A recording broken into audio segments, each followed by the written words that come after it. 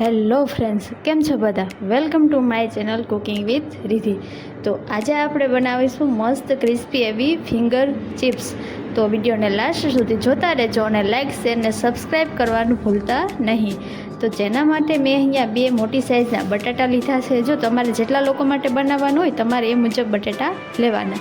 હવે આપણે આ બટાટાની છાલ અલગ કરી લેશું. તો આ મુજબ આપણે બધા બટાટાની છાલ અલગ કરી લેવાની છે. મારી આગળ અહીંયા ફિંગર ચિપ્સ કટર આવે હતું નહીં, એટલા માટે મેં હાથ વડે જ જે ફિંગર ચિપ્સ હોય તે ચાકુ વડે જ કટ કરી લીધા છે.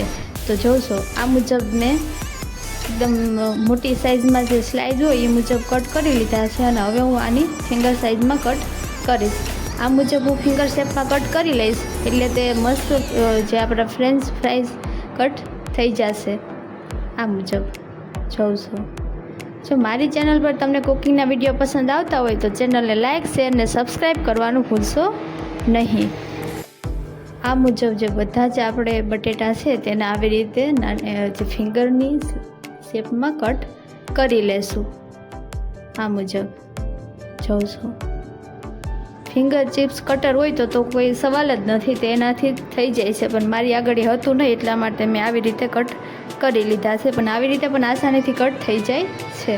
જોશો આ મુજબ એકદમ બહુ જાડાઈ નહીં અને બહુ પાતળાઈ નહીં, એકદમ મીડિયમ સાઇઝમાં આપણે કટ કરવાના છે. હવે આપણે ઠંડુ પાણી લેશું 1 ગ્લાસ જેટલું, અને એમાં આપણે થોડીક 5 મિનિટ સુધી એમ પલાળી દેશું જે આ ચિપ્સ છે એને. એટલા માટે જે આપણે બટેટામાં એક્સ્ટ્રા જે સ્ટાર્ચ કે હોય તો તે નીકળી જાય અને એકદમ મસ્ત રીતે ધોવાઈ જાય બટેટા છે એ. તો અહીંયા 5 મિનિટ સુધી રાખી દઈશું. ત્યાં સુધીમાં આપણે ગેસ ઓન કરી અને આપણે પાણી ગરમ કરી લેશું. આપણે ગેસ ઓન કરી એક તપેલી લેશું અને તેમાં આપણે 2 થી 2.5 ગ્લાસ જેટલું પાણી એડ કરી અને એમાં આપણે નમક એડ કરવાનું છે. પાણી ગરમ કરવા રાખી દઈશું અને આપણે એમાં સ્વાદ અનુસાર થોડુંક નમક પણ એડ કરી દઈશું. મેં અહીંયા બાફવા ટાઈમ પણ નમક એડ કર્યું છે. આપણે આ પાણીને એકદમ ગરમ થવા દેવાનું છે. ત્યારબાદ જે આપણે ચિપ્સ સાઇઝના પોટેટો આપણે કટ કર્યા હતા તેને આમાં એડ કરી દઈશું અને 5 મિનિટ સુધી ઉકળતા પાણીમાં તેને રાખવાના છે. તો આ બટેટાને સારી રીતે ધોઈ અને આમાં આપણે ગરમ પાણીમાં એડ કરી દઈશું.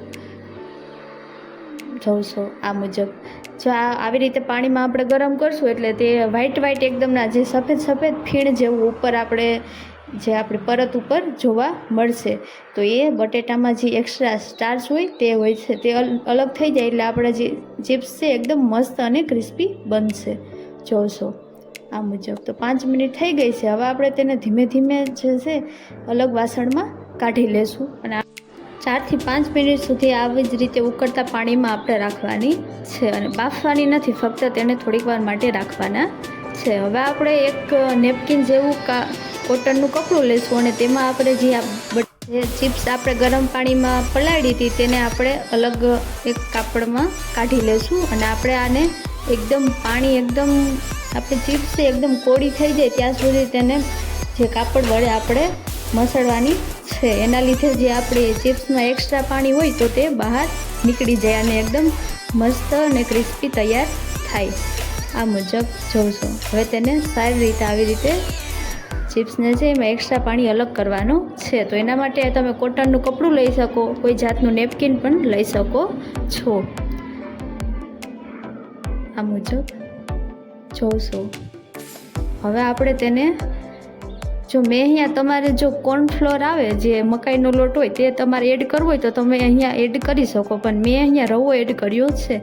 એકવાર રવા સાથે જે આપણી ક્રિસ્પી પોટેટો ચિપ્સ તૈયાર કરજો, એકદમ મસ્ત બનશે. મેં અહીંયા પહેલી વાર આ રવો નાખીને ટ્રાય કરી હતી પણ એકદમ મસ્ત બની છે. હવે એક વાસણમાં જે આપણે ચિપ્સ હતી જે આપણે પાણી અલગ કર્યું હતું તેને આપણે એડ કરી દઈશું અને તેમાં આપણે 1 મોટી ચમચી જેટલો જે રવો છે એડ કરવાનો રહેશે. 1 મોટી ચમચી રવો એડ કરી દઈશું અને આપણે તેમાં સ્વાદ અનુસાર થોડુંક નમક પણ એડ કરી દઈશું. અહીંયા બીજો કોઈ મસાલો આપણે એડ કરવાનો નથી. હવે તેને સારી રીતે મિક્સ કરી લઈશું.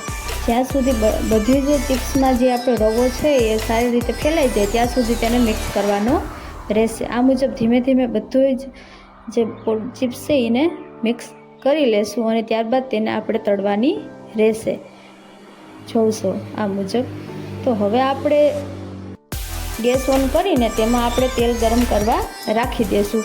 આપણે તેલ એટલું લેવાનું છે કે જેમાં જે આપણી ચિપ્સ છે એ એકદમ મસ્ત તળાઈ જાય, એટલે કે જે ચિપ્સ આપણે નાખીએ ત્યારબાદ 30 થી 35 સેકન્ડમાં જે આપણી ચિપ્સ છે એ ઉપર તળીને આવી જાય, એટલે કે મસ્ત ફ્રાય થઈ જાય. અને મેં અહીંયા તેલમાં થોડુંક એવું એક નાની ચૂટકી એવું નમક એડ કર્યું છે. નમક નાખવાથી જે આપણે એક્સ્ટ્રા ઓઇલ છે એ ચિપ્સમાં ના રહે એટલા માટે. તો જોશો મેં અહીંયા એક ચિપ્સ એડ કરીને જોયું છે કે તેલ ગરમ થઈ ગયું છે કે નહીં. તો આપણું તેલ એકદમ મસ્ત ગરમ થઈ ગયું છે. હવે બધી ચિપ્સ આપણે ધીમે ધીમે એડ કરીને આવી રીતે આપણે ફ્રાય કરી લેશું. અહીંયા આપણે ચિપ્સને ડબલ ફ્રાય કરવાની છે. પહેલી વાર આપણે 4 થી 5 મિનિટ ફ્રાય કરશું, તેનો કલર બદલે ત્યાં સુધી, અને બીજી વાર આપણે 2 થી 3 મિનિટ ફ્રાય કરવાની છે. પહેલી વાર આપણે ધીમા ગેસ ઉપર કરવાની છે અને બીજી વાર આપણે એકદમ હાઈ ફ્લેમ ઉપર કરવાની છે. આ મુજબ એડ કરીને જોશો તેલ એકદમ મસ્ત ગરમ થઈ ગયું છે. જોશો આનો કલર બદલાય ને ત્યાં સુધી આપણે તેને તેલમાં રાખવાની છે અને એકદમ મસ્ત ફ્રાય થવા દેવાની છે.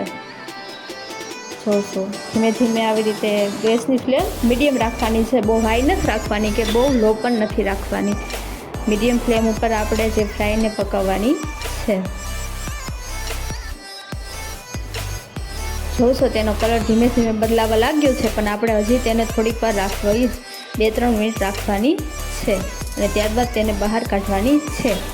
આ મુજબ તેને એકદમ તેલ અલગ થઈ જાય ત્યાં સુધી તેને જાડો હોય આપણો તેમાં રાખવાની, ત્યારબાદ તેને અલગ વાસણમાં કાઢી લેવાની. હવે જે આમાં વધેલી ચિપ્સ હતી તેને પણ મેં ફ્રાય કરવા રાખી દીધી છે. હવે આપણે આને પણ 4 થી 5 મિનિટ સુધી ફ્રાય કરશું અને ત્યારબાદ તેને બંનેને મિક્સ કરીને આપણે એકવાર ડબલ ફ્રાય કરવાની છે હાઈ ફ્લેમ ઉપર. જોશો આપણી ચિપ્સ છે એ ફ્રાય થઈ ગઈ છે. હવે આપણે તેને બીજી વાર ફ્રાય કરવા માટે ગેસની ફ્લેમને હાઈ કરી દઈશું અને તેને 2 થી 3 મિનિટ સુધી આપણે તેલમાં રહેવા દઈશું, એટલે તે એકદમ મસ્ત ક્રિસ્પી થઈ જશે. અને આપણે અલગ વાસણમાં કાઢશું તો તેનો એકદમ મસ્ત આપણે જેવું આપણે ડીશમાં નાખશું એટલે મસ્ત અવાજ આવશે, એટલે ખબર પડી જશે કે આપણી ફ્રાય છે એકદમ મસ્ત ચિપ્સ છે એકદમ મસ્ત આપણી ક્રિસ્પી થઈ ગઈ છે. જોશો તો મસ્ત. જો રેસીપી તમને પસંદ આવી હોય તો વિડીયોને લાઇક, શેર અને સબસ્ક્રાઈબ કરવાનું ભૂલશો. હવે આપણી ચિપ્સ એકદમ મસ્ત તૈયાર થઈ ગઈ છે. તો હવે આપણે તેમાં થોડાક મસાલા પણ એડ કરી દઈએ, જેના માટે મેં અહીંયા અડધી ચમચી જેટલી ચટણી લીધી છે અને આપણે તેમાં જે મેગી મસાલો આવે તે એડ કરશું. મેગી મસાલાથી તેનો સ્વાદ કંઈક અલગ જ આવશે અને એકદમ મસ્ત આવશે. થોડોક મેગી મસાલો પણ ઉપરથી આપણે એડ કરી દેવાનો છે અને તમારે ટેસ્ટ કરી લેવાની. જો તમારે નમક ઓછું લાગતું હોય તો તમારે આમાં ઉપરથી તમે નમક એડ કરી શકો છો. જો તમારે અહીંયા બીજા મસાલા એડ કરવા હોય જેમ કે ચાટ મસાલો કે તો તમે એ પણ એડ કરી શકો છો. એકવાર જરૂર આ રેસીપી ટ્રાય કરજો, બહુ મસ્ત બનશે.